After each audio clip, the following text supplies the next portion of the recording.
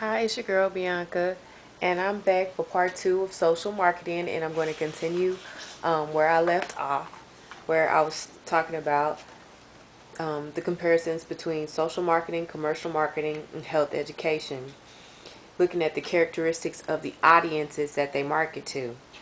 In social marketing, the characteristics of the audiences tend to be less affluent, more diverse, more in need of social services, harder to reach, and are typically segmented by psychographic attributes and relationship or involvement with a product.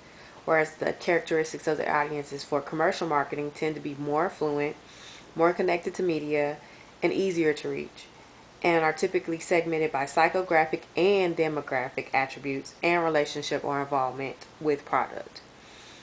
Whereas the characteristics of audiences for health education tend to be less well educated with regard to featured health issues and are segmented by education or skill level. Looking at the voluntary exchange between the three, in social marketing, it includes weighing of economic and non economic social costs and benefits, more emphasis on non monetary exchange, cost of marketing, organizations usually subsidize, and the expectation is that information about the social product is complete and that choices are fully informed. Whereas the voluntary exchange for commercial marketing says there's more emphasis on monetary exchange, may include weighing of social cost and benefits, mostly for consumer. Expectation that information about the commercial product is true but biased in favor of the product. And the voluntary exchange of in health education, education sometimes mandated, non-voluntary, sometimes volitional. The value of content usually is determined by educators. And then looking at the market perspective, in social marketing, products tend to be less tangible and more complex. Competition tends to be more varied and less tangible. And economic factors tend to be less important. Whereas in the market perspective for commercial marketing, products tend to be more tangible, competition tends to be more tangible and categorical, and economic factors tend to be more important, such as purchasing power. The market perspective for health education shows that economic factors tend to be less important except as they affect health literacy or ability to process information. There are 5 basic principles of social marketing. The first is focusing on behavioral outcomes. The second one is prioritizing consumers rather than marketers' benefits. The third is maintaining an okay, I just messed that one up. Let's start that over. Number 3 is maintaining an ecological perspective.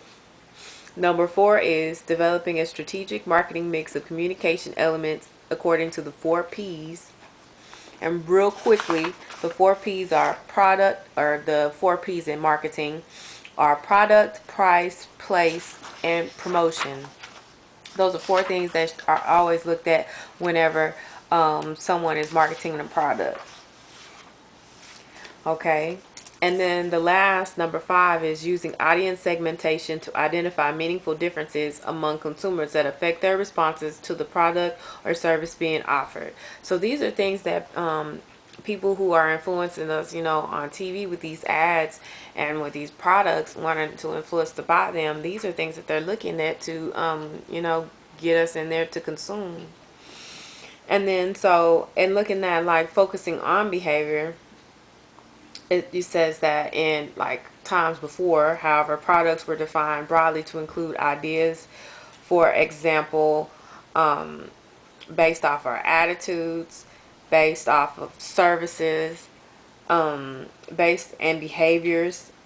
Whereas, as time grew, another person, or saying one of the persons I mentioned earlier, Andreessen, 1994-2006, and the others argue that the proper objective of social marketing is to influence behavior. It is not enough to promote products or services. People must obtain and use them. And then just briefly looking at prioritizing consumer benefits. Social marketing programs properly focus on the benefit of the consumer and not on the benefit of the organization marketing the product or the service.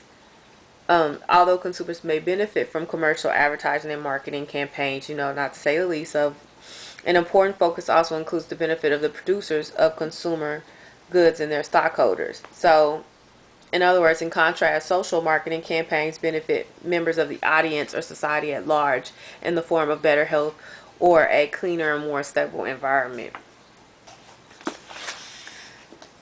And that is going to wrap up part 2 of social marketing. Thank you very much. Bye bye.